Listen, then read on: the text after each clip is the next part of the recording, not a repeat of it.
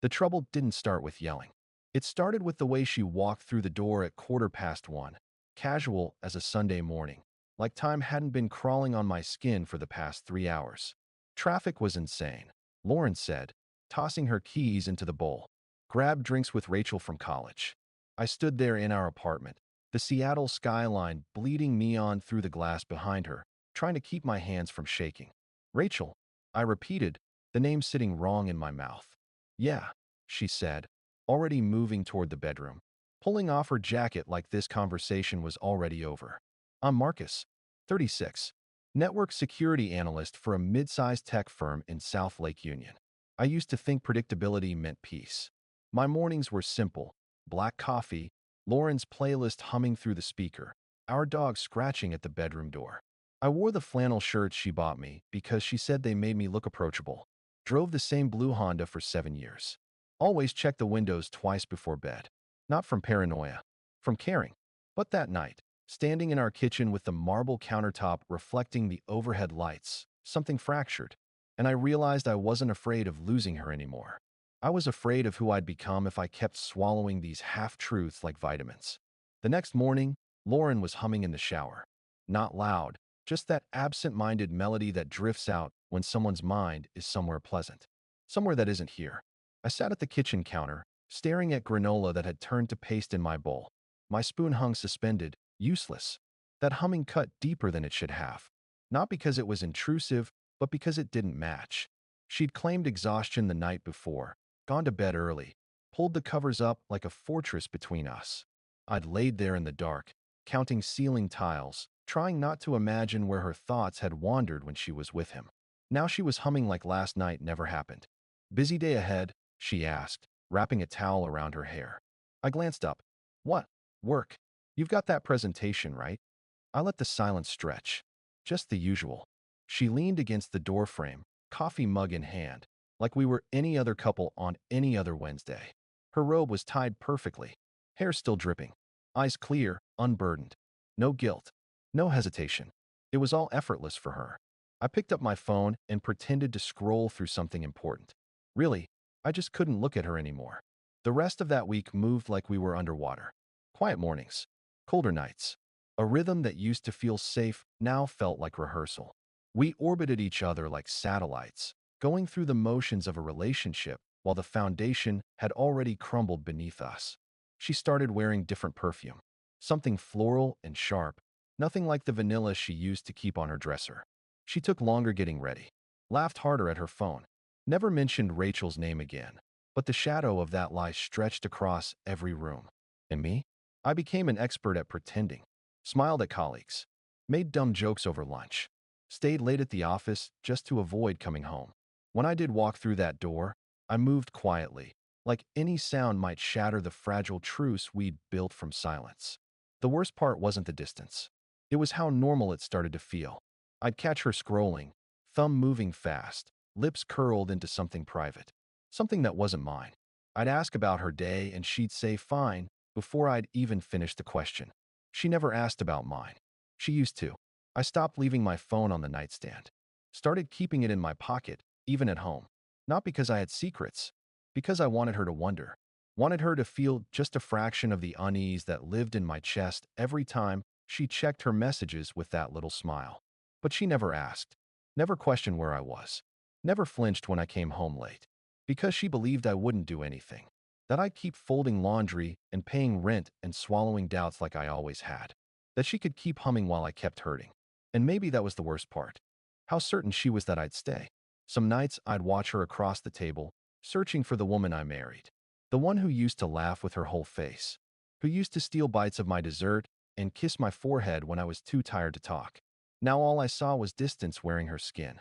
We ate together, slept in the same bed, spoke just enough to maintain appearances. But love?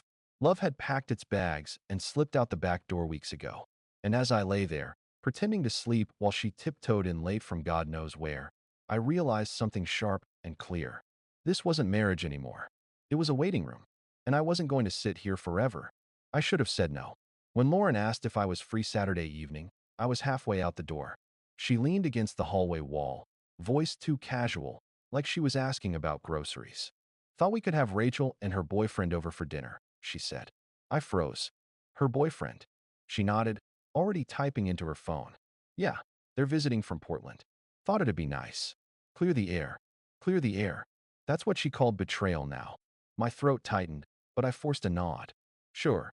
Saturday arrived too fast. The apartment smelled like roasted garlic and red wine. She'd pulled out the good plates, the ones we saved for holidays. Wore a black dress I hadn't seen in months. Hair curled. Makeup perfect. A version of herself I didn't recognize anymore. Her boyfriend's name is Derek, she said when I asked. You'll like him. Like it mattered. At 7, the buzzer rang. I opened the door to find Rachel standing there, all confidence and designer perfume, her arm linked with a tall guy in a leather jacket who smiled like he owned the hallway. Marcus, good to finally meet you, Derek said, extending his hand. I shook it, forcing a smile. Welcome. Lauren appeared beside me, cheeks flushed, taking Rachel's coat like they were old friends. Come in, come in. Drinks first or straight to food? My body moved on autopilot. Pour wine. Pass appetizers. Laugh at appropriate volumes. But underneath, my chest was a clenched fist. The four of us sat around the table, candles flickering between plates. Rachel was chatty, the type who asked 5 questions before answering one. Derek smiled through it all, sipping wine and occasionally glancing at Lauren in a way that wasn't quite subtle enough. She didn't flinch, didn't look at me once during the first course.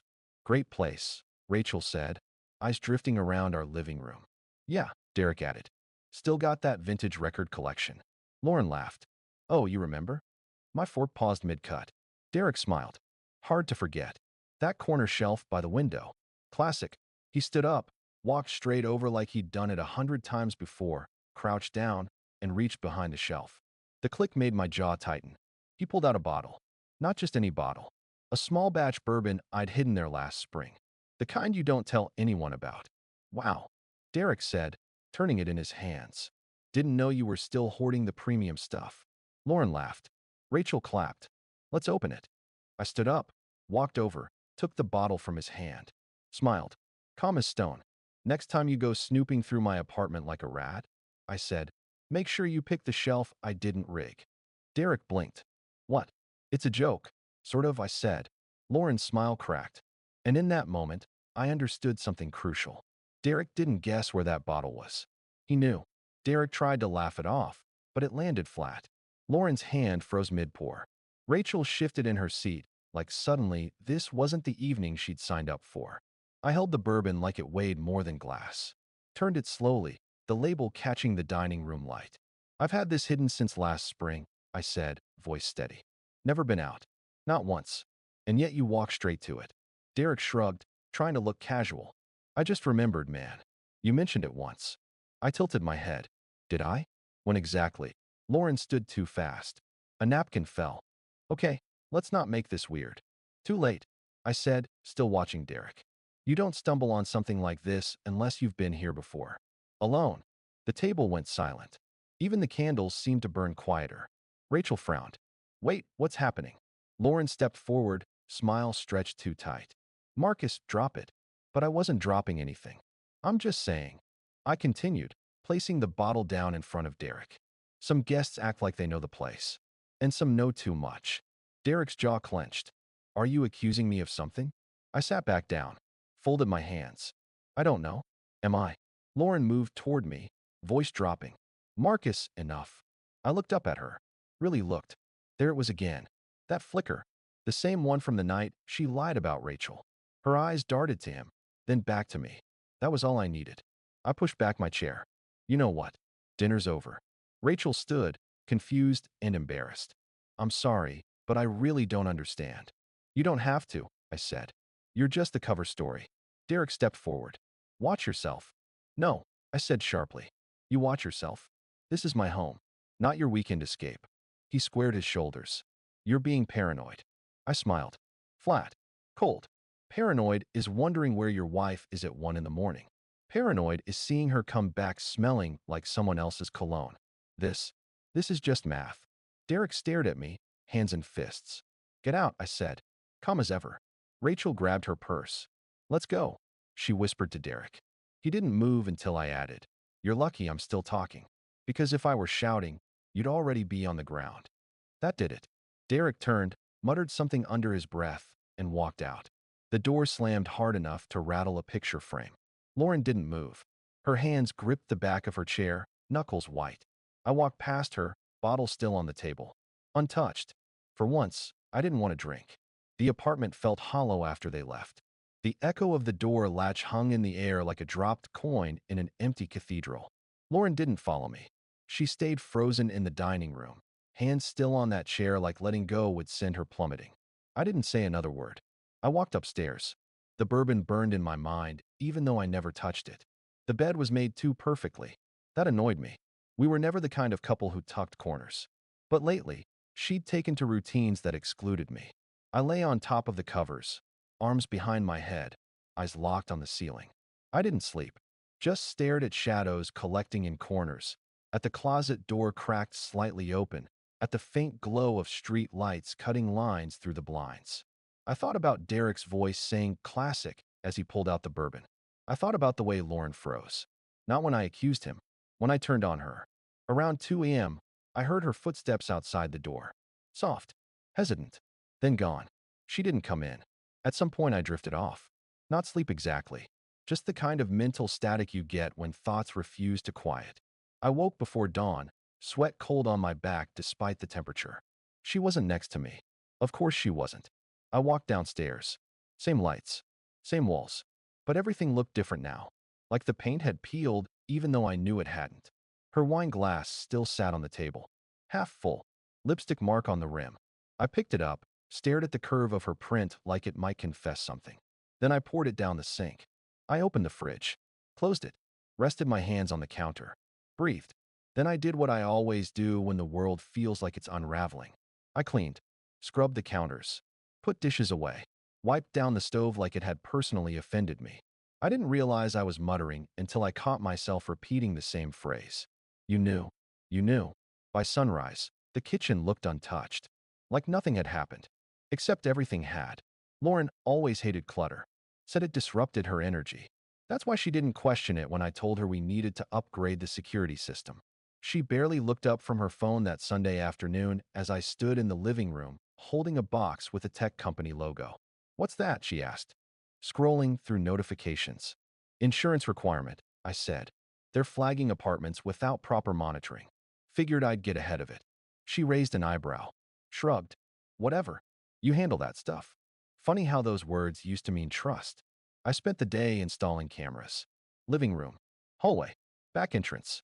Small, discreet, tucked near vents or above corners where nobody ever looked. The bedroom was last.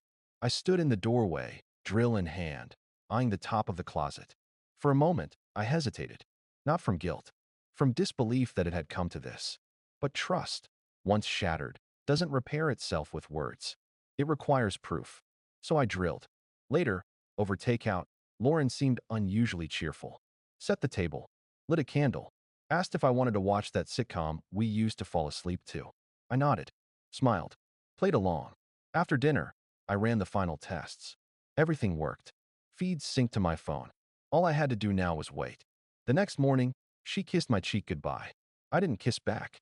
She paused, like she might say something. Then she laughed. That same hollow sound. Then she left. The moment the door closed, I opened the app. The apartment was empty. But I wasn't. I sat at my desk, blinds half drawn, coffee going cold. The screen glowed with live footage. Hallway, living room, entryway. Most of the time, it was nothing. Sunlight on hardwood, dust floating in still air. The refrigerator humming like it didn't know anything was wrong. Then came Tuesday. At 3:14 p.m., the front door opened. Lauren stepped in first, laughing. Not a polite chuckle, a real laugh, the kind I hadn't heard in weeks. Her face was flushed, jacket half off, one heel dangling from her hand. And right behind her, Derek. No hesitation, no surprise, just him, walking in like he belonged there. They dropped their things near the couch. I watched as she leaned into him, brushing something off his shoulder. Her hand lingered on his chest longer than it had any right to. My heart didn't race. It slowed. I turned on the audio. Their voices spilled into my headphones, clear and unfiltered. God, I forgot how bright it is in here, Derek said, laughing. You brought terrible wine again, Lauren replied, teasing. So I forgive you. You used to like terrible wine. I liked anything when I was with you. Silence. You sure we're safe? He asked. Quieter now. Lauren's voice followed. Soft. Marcus is at work. Like always. He never checks. I stared at the screen. Unblinking. She kissed him then. Quick. Confident. Like she'd done it 100 times before. They moved out of frame. My chest tightened. Not from surprise. From confirmation. From the sharp, precise click of realization locking into place. I paused the feed. Sat back. Breathed once. Twice. This wasn't suspicion anymore. It was evidence. And I didn't feel rage. I felt clarity. I left work early that Thursday. Didn't tell anyone. Just stood up at 2:30 p.m., closed my laptop, and walked out into the gray Seattle afternoon. The drive home was a blur. I don't remember traffic. Just the rhythmic pulse of my hands on the wheel. Knuckles tight. Eyes forward. I wasn't shaking. I was still. The kind of stillness that comes when you've already decided. I parked down the block. Killed the engine. Sat for a moment, watching my own door through the windshield. At 3:15 p.m., the door opened. Lauren stepped inside. Laughing. Derek followed. I stepped out of the car. The sidewalk made no sound as I walked. By the time I reached the steps, I could hear them inside. Kitchen. Voices low. A laugh. I opened the door. Didn't slam it. Didn't yell. Just walked in. They didn't hear me at first. I turned the corner into the living room. Derek froze mid-step. Lauren was half laughing when she saw me. The blood drained from her face so fast, it was like watching someone go underwater. Marcus, she gasped. Derek stepped back.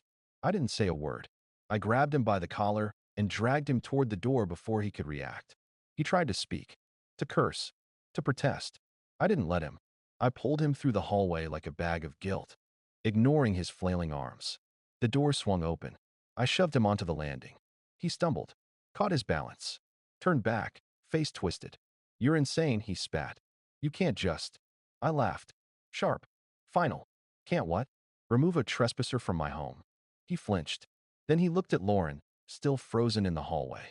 She let me in, he muttered. She chose this. But Lauren didn't respond. Didn't move. And Derek ran. Literally. Down the stairs. Across the street. No final words. Just footsteps fading into the afternoon. I shut the door. Locked it. Turned slowly. She was still standing there. Hand over her mouth. Skin pale. The silence was unbearable. So I broke it. Did you think I wouldn't find out? Her knees buckled. She reached for the wall. Her lips moved. Nothing came out. Then her eyes rolled back. She collapsed. I rushed forward, catching her just before she hit the floor. For a moment, all the fury vanished, replaced by instinct, by muscle memory. I laid her down gently, checked her breathing, loosened her grip on her jacket. When her chest rose again, shallow but steady, I exhaled. But I didn't touch her hair, didn't ask if she was okay, because she wasn't, and we both knew it. She came to slowly, one breath at a time. I sat on the edge of the couch, hands clasped, staring at nothing. When her eyes fluttered open and landed on mine, I saw it. Not fear of me, fear of what I knew. Marcus, she whispered. Voice cracked. I didn't move. She pushed herself up halfway, wincing, rubbing her forehead. I didn't mean. No, I said softly. You did. That stopped her. I leaned back, finally standing, pacing. You didn't faint because you saw me, I said. You fainted because you didn't think you'd ever have to. She looked down, blinking fast. A tear rolled down her cheek. I didn't plan this, she said. That's the worst part, I replied. Because it means you let it happen. Again and again. And didn't stop long enough to think about who you were stepping on. Her hands covered her face. Shoulders shook. Then it came. Real crying. Not delicate. Not performed. Broken. Raw. I messed up, she choked. I messed up so badly. I kept thinking it would stop. That it didn't mean anything if I could just keep it separate. I stood still. You brought him into our home. She nodded, sobbing. I know. I know. I was stupid. I didn't even like who I was with him. I felt wanted. And I let that feel like love. But it wasn't. It wasn't, Marcus. Stop, I said gently. She fell silent. I knelt down, met her eyes. I'm not asking you to explain anymore. I'm not here for that. Then what are you here for? I paused. Closure, I said. You're leaving today. Her breath caught. I've already filed, I added. The papers will be on the counter. You have until tonight to pack what you need. After that, I'm changing the locks." Her head dropped. A guttural sob escaped. "I'm sorry," she said through tears. "I'm so sorry. I never wanted to lose you." "You didn't lose me," I said quietly. "You left me long before I decided to walk." She tried to reach for me. I stepped back. "I'll be out for the afternoon. You won't see me again until you're gone." She buried her face in the cushion, muffling the grief. I stood at the door for one last look. She wasn't Lauren anymore. Not the one I married. Not the woman who danced barefoot in the kitchen when we first moved in. Not the girl who traced her finger along my jaw during a rainstorm and said, "This is home." Now she was just someone who stayed too long in a lie. I turned the knob, stepped into the hallway. The apartment was silent again. But this time it wasn't waiting. It was clearing its throat for something new. I stayed out longer than necessary. Walked aimlessly through Pike Place, where the crowds move like currents and nobody makes eye contact. My phone buzzed once. Unknown number. I didn't answer. I bought flowers. Not for her. Just a habit I didn't realize I'd missed. By the time I returned, the sky had darkened to that deep blue-gray that hovers just before night settles in. The apartment light was on. Through the window, I could see the soft glow of the kitchen pendant. I stepped inside and stopped. The place felt lighter, quieter, not from sadness, from absence, like a weight had finally stood up and walked away. A note sat on the counter, neat, folded, her handwriting on the front. "I'm sorry. I didn't open it. Didn't need to." Her things were gone. The bedroom was stripped of her lotions and scarves. The bathroom counter, once cluttered with rituals, was now just soap and silence. I went to the bedroom, changed my shirt, washed my face, took one last look in the mirror. Then I came back down. At exactly 7 p.m., the buzzer rang. It was Emma. She wore a gray sweater and that half smile I'd almost forgotten how to receive. We'd met through a mutual friend months ago, before everything cracked open, before Derek had a name. Back then, the timing was wrong. Now it wasn't perfect, but it was honest. "You look surprised," she said, stepping into the hallway. "Not surprised," I replied. "Just grateful you came." I led her to the table, pulled out her chair, uncorked the bottle of red I'd picked up on my walk.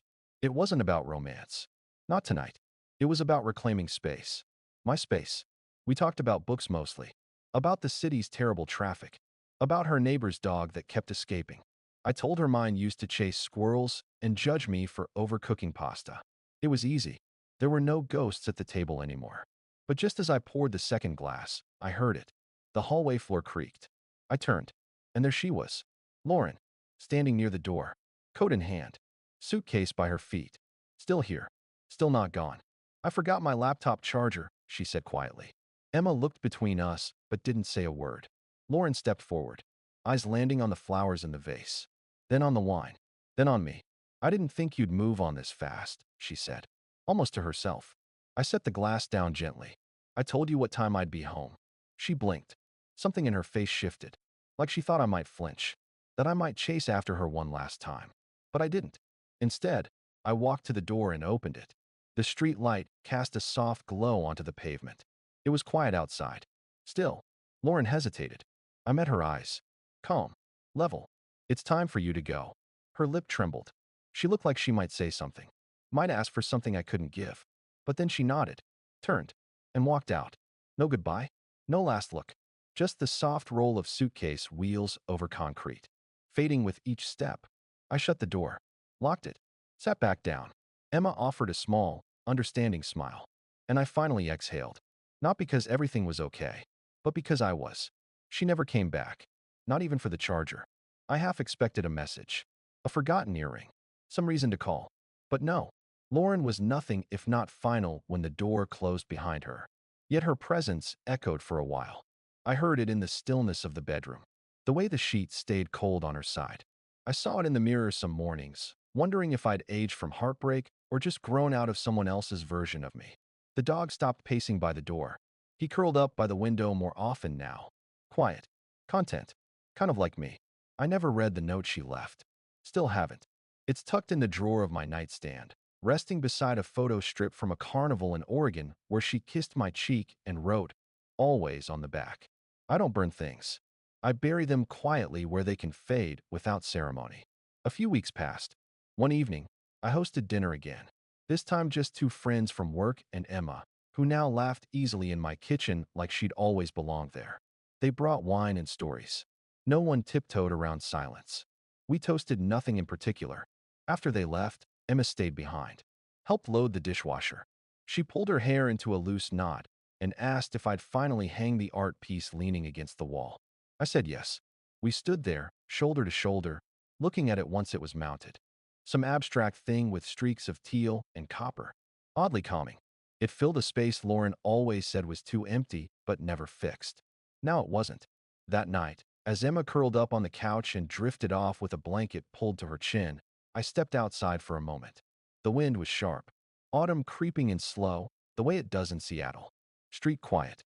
The porch light clicked on with motion, bathing the steps in soft amber. And that's when I saw her. Lauren, standing across the street. She wasn't holding anything. No suitcase. No umbrella. Just herself. Framed under a street light. Staring at the building. Our building. No. My building. I didn't move. Didn't wave. Didn't speak. I just looked at her. She met my eyes. And something in her face shifted. Not sadness. Not regret. But understanding. It was like we both knew there was nothing left to say. She stood there for a few more seconds. Then she turned.